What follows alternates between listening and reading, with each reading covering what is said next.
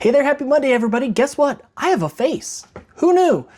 Anyway, this week marks 1 year since I started this YouTube channel, so I thought maybe between that and the fact that I recently hit 100 subscribers, it was time to maybe cover some of the other hobbies that you might see on this channel and some that you may not. So early in 2025, I was trying to give away some of my tumbled rocks at curling, as I like to do, when my friend Nathan asked me, are there any hobbies that you don't have? And that was sort of the spark that I needed to decide, well, maybe I could share some of my hobbies online, and in doing so, maybe spread just a little bit of positivity.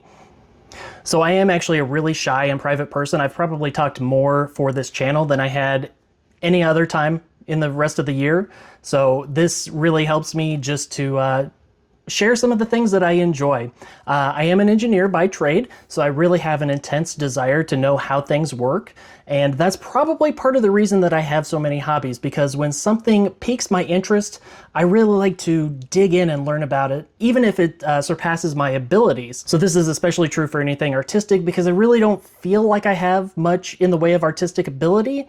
I've never really had those creative skills, but I have always enjoyed learning. In fact, the answer to that question of what would you do if money was no object? Well, mine has always been that I would be a lifelong student. I would probably pursue a medical degree and a law degree. I enjoy absorbing knowledge. My boss once called me a sponge because I wasn't content at knowing something. I had to know more than anybody else. I'm not really sure if that was an insult or a compliment, but I'm taking it as a compliment. I've sort of broken down my hobbies into categories, and the first category is the maker category.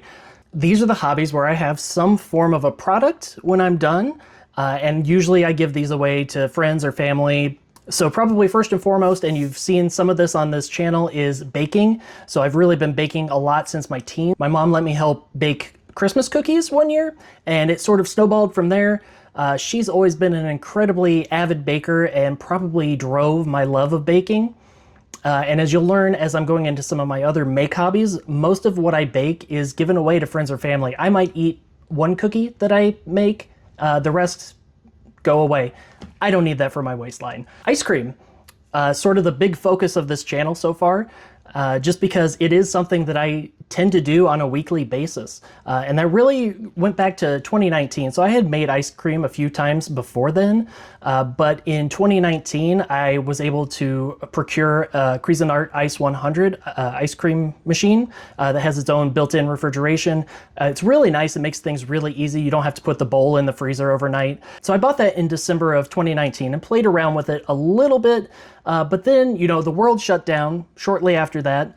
And that really impacted curling, because once we were able to come back, so one of the big things about curling is afterwards, it's called broom stacking. You go out and have a meal or a drink with your teammates and your opponents. But so many things were shut down, we just could not do that. So we ended up sitting in the parking lot quite a lot that summer.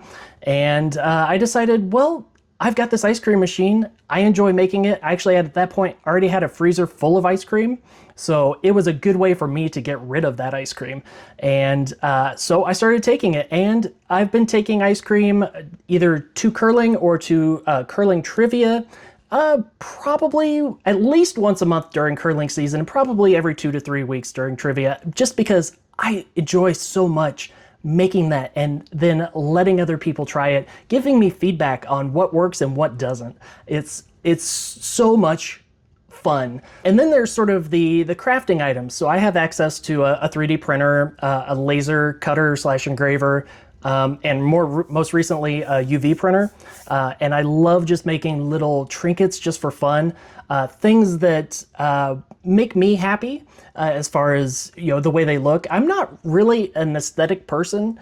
And then also along these lines, I have a silhouette that I use somewhat infrequently. I used to use it a lot more, but I've used it to make shirts for friends. We actually, my friends, the Drama Queens and the Trash Pandas, which is my team, we sometimes mixed and matched players. So I actually made a shirt with a combination of our logo on the front, and then on the back it had the various combinations of Trash pandas and drama queens, and then trash queens and drama pandas, with a little 3D printed X on a magnet that you could change depending on which team you were playing for that day. So then there's rock tumbling, and this is one that I have really seemed to dive deep into lately. Or really just over the last 2 years. As a kid, I always wanted a rock tumbler, especially after I got a book about gems and minerals when I was probably 7. So then as my reward to myself for a good annual physical, I bought a tumbler, and now, I don't know, 28 months later, I have more rocks that I know what to do with, and that's even with giving a lot of them away and letting people pick through and choose. So I made a rock collage around the first of the year, just to sort of showcase the various rocks that I've tumbled over the last 2 years. I did film it. I don't know when or if or honestly how I'm going to edit that, so I don't know if you'll see it. So then we move on to seasonal hobbies. These are hobbies that maybe only happen during a part of the year for various reasons. And one that you have seen, or that I have posted a video about before, is curling, and I've already mentioned it once or twice or several times in this video. Yes, curling, the sport with the brooms and the rocks on the ice. I started in 2010, I was immediately hooked. And then in 2018, I realized it wasn't just a pure love of the sport. I really enjoyed the people, and it has become,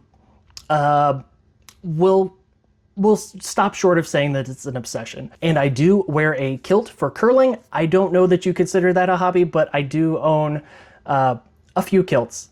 They seem to multiply like rabbits. Then we have astrophotography, and this is one that has been really the hardest to learn. Trying to figure out the camera settings and the post-processing software, it's really in depth, and trying to dig into it, and then being in the suburbs, there is a lot of light pollution, so I do have to deal with that. But I have gotten some really good pictures of Jupiter and Saturn. I got the Great Conjunction back in 2019, I believe that was, as well as the solar eclipse of 2018 and 2024. And honestly, I just love looking at the moon. I could pull that telescope out and stare at the moon for hours. Okay, then we have occasional hobbies. These are hobbies that they're kind of hit or miss.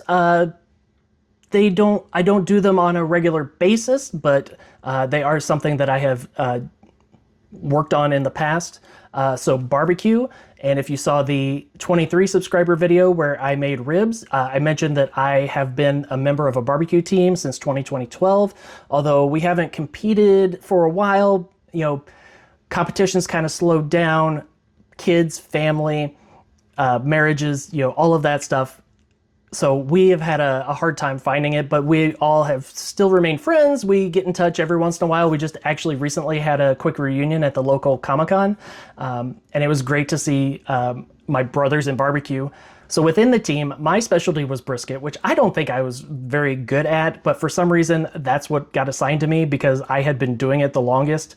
Chicken, though, is probably my favorite to cook and eat, and I also really do love ribs. So another one is tea snobbery. I am a tea snob.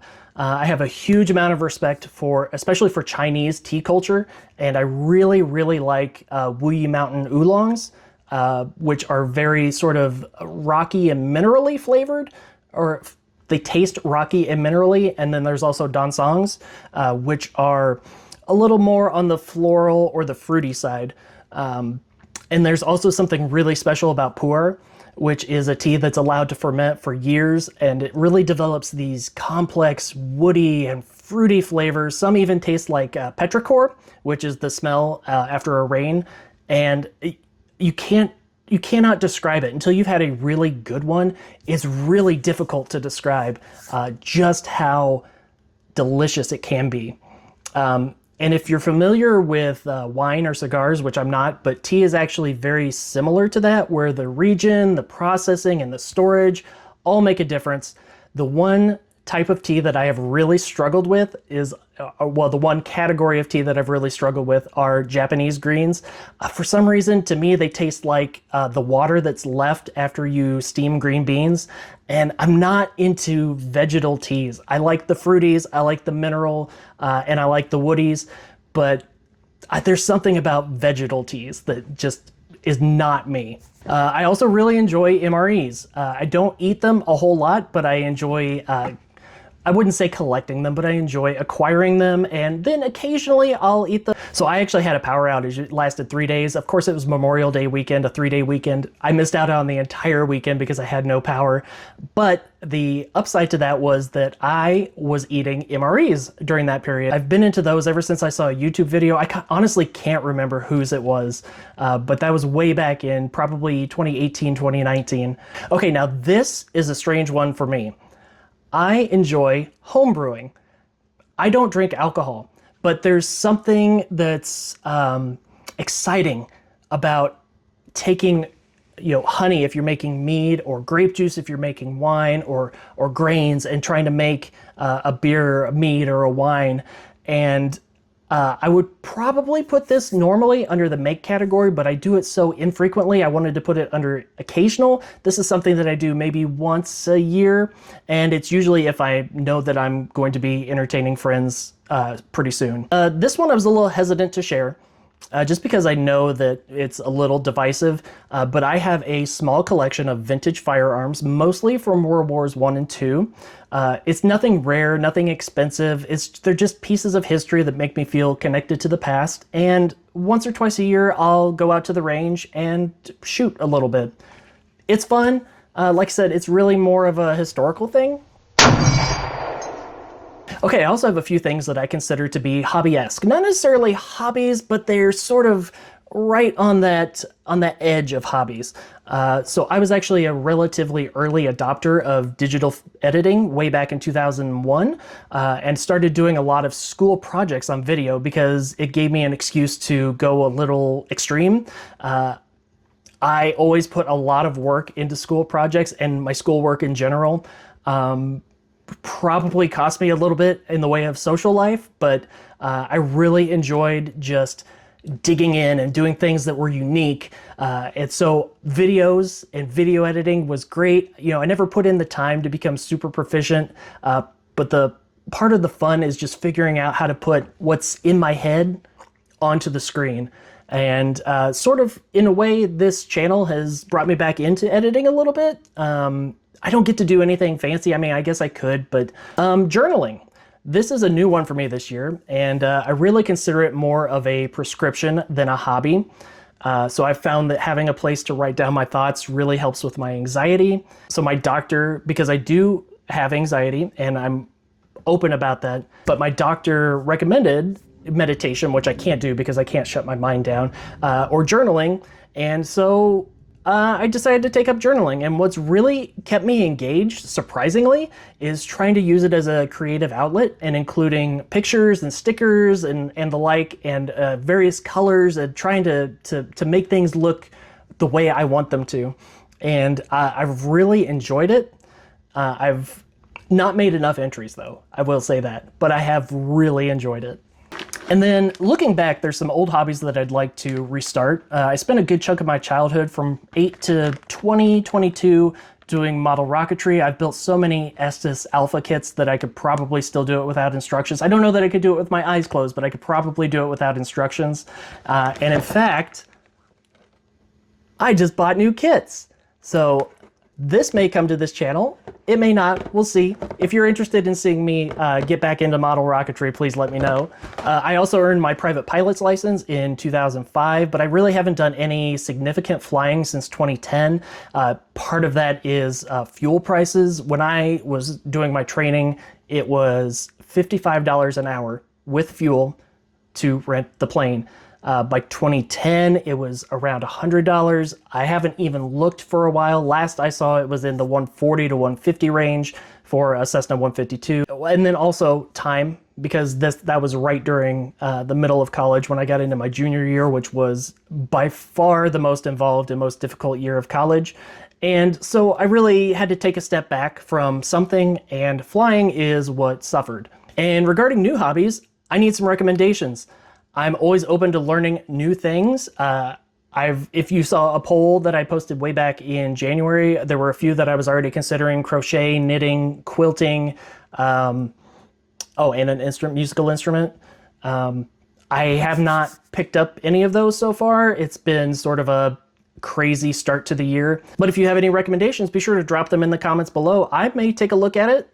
and we'll see. You never know. I might pick it up. You may give me yet another hobby.